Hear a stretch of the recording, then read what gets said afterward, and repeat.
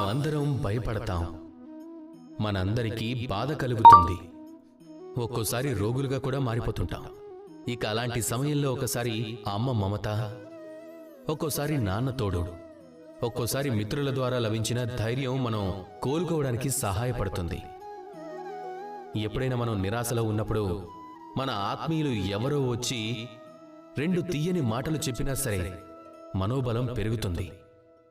అలాగే ఈ ప్రపంచం అనే అడవిలో ఒకవేళ మీరు బాధపడుతూ ఉంటే